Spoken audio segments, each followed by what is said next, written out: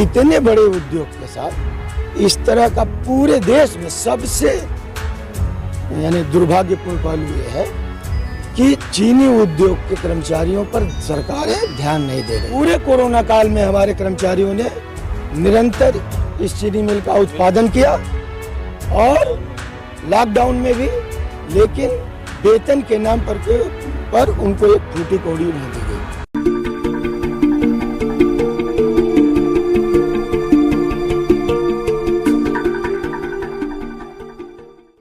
मेरा नाम शिवाकांत मिश्रा है।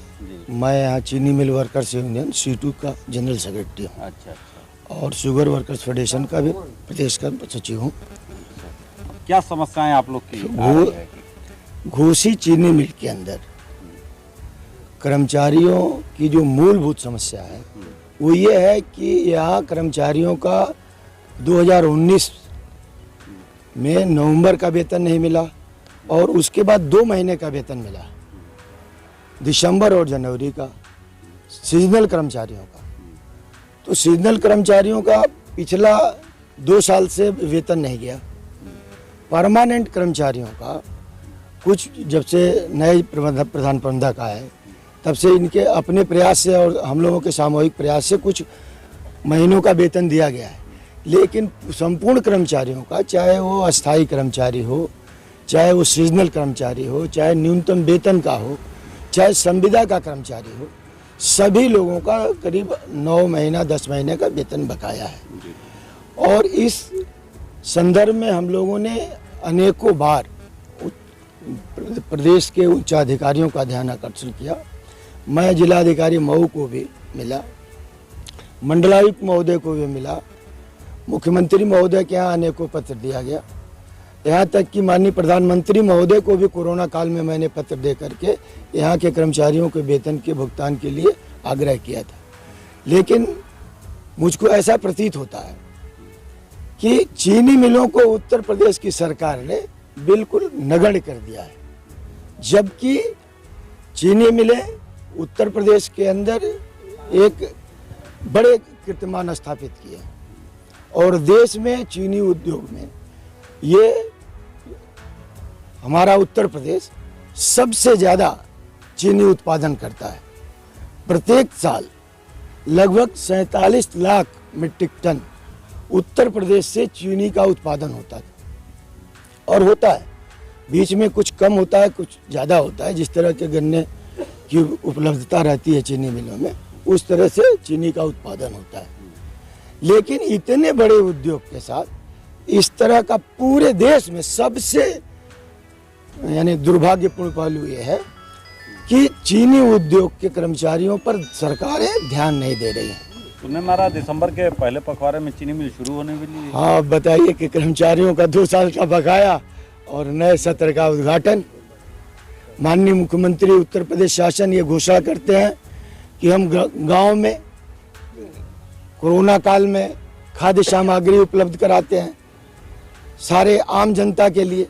हर एक विभाग के कर्मचारियों को वेतन उन्होंने बंटवाया, लेकिन पूरे कोरोना काल में हमारे कर्मचारियों ने निरंतर इस चीनी मिल का उत्पादन किया और लॉकडाउन में भी, लेकिन वेतन के नाम पर उनको एक फूटी कौड़ी नहीं दी गई।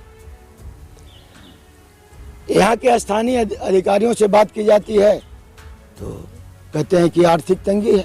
हम लोग भी महसूस करते हैं कि यहाँ मिल की वित्तीय स्थिति इस तरह की नहीं है कि संपूर्ण कर्मचारियों को ये कंटिन्यूअस कर्मचारियों को वेतन दे पाए। लेकिन इसके लिए सरकार के लोगों को सचेत होने की आवश्यकता है कि आज 2 साल का जो कोरोना काल रहा है ये देश के अंदर कितना भयावह रहा है, और ऐसे में चीनी उद्योग के कर्मचारियों का 2-2 साल का वेतन, PF, ग्रेजुएटी का पैसा न दिया जाए तो वो कर्मचारी अपने परिवारों की रक्षा कैसे करेंगे? ऐसी परिस्थिति में अगर दिसंबर के पहले पखवाड़े जिस तरह खबरें आ रही है कि चीनी मिल चालू हो जाएगी, कर्मचारी क्या करेंगे? काम करेंगे? कर्मचारी तो हमारा कर्मचारी इस उद्योग को चला रहा है, किसी उच्चाधिकारी के निर्देश पे नहीं चल रही। कर्मचारी ये महसूस करता है कि ये उद्योग चलेगा तो हमारी जीविका चलेगी। वेतन के लिए वो संघर्ष करता है, शासन से मांग करता है। जो वैधानिक तरीका है वो हमेशा लड़ने के लिए तैयार है। और हम लोग भी प्रयास कर रहे हैं कि लगभग कितने कर्मचारी होंगे इस चीनी मिल? अस्थायी कर्मचारी लगभग 70 है अच्छा। और 193 के आसपास सामयिक कर्मचारी हैं। संविदा के कर्मचारी और न्यूनतम वेतन के कर्मचारी 203 हैं और संविदा के कर्मचारी लगभग 500 के आसपास हैं। यानी लगभग 1000 कर्मचारी। हाँ, 1000 के आसपास है। और सारे कर्मचारियों का वेतन रुका हुआ है। किसी कर्मचारी के घर शादी है, किसी कर्मचारी के बच्चे की तबीयत खराब है, किसी कर्मचारी के बच्चे कहीं कोई पूना पढ़ रहा है, कोई इलाहाबाद पढ़ रहा है, कोई बनारस पढ़ रहा है, वो बच्चे को अपनी फीस नहीं दे पा रहे हैं। कोई कर्मचारी अपनी वित्तीय स्थिति अपने घर से तो ठीक नहीं करेगा, जहाँ उसका पैतृक घर है, जहाँ वो जीविकोपार्जन कर रहा है वहीं से संसाधन पैदा करेगा, वहीं श्रम करता है, तो वेतन वहीं से मिलना है और उसका परिवार वहीं से चलेगा। तो मैं आप लोगों के माध्यम से माननीय मुख्यमंत्री उत्तर प्रदेश शासन से ये मांग करता हूं कि किसान सहकारी चीनी मिल घोसी जनपद मऊ के कर्मचारियों का जो 10 महीने का वेतन है उसकी गणना, उसकी सूचना मंगाए और जो यहाँ 2016 से अप्रैल और मई का जो पीएफ का बाकी है और 18 से लगातार 2021 जो आज का नवंबर का महीना चल रहा, वो पीएफ जमा नहीं है, वो पीएफ की धनराशि और वेतन की धनराशि शासन से स्वीकृत करके कर्मचारियों को भुगतान कराए, तभी इस उद्योग का कल्याण है।